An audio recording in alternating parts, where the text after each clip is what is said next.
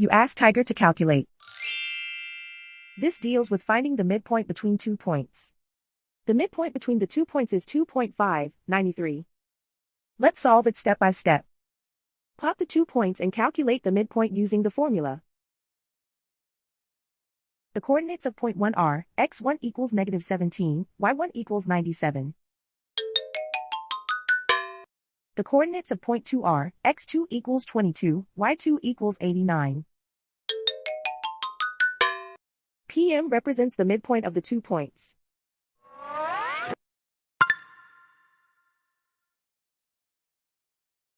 Use the x values in the midpoint formula to find the midpoints x. x1 equals -17. x2 equals 22.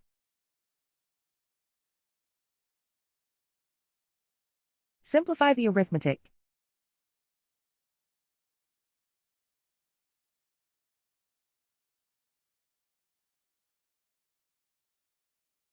Use the y values in the midpoint formula to find the midpoints y. y1 equals 97.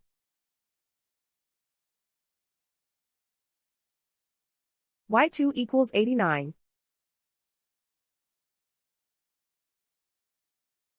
Simplify the arithmetic.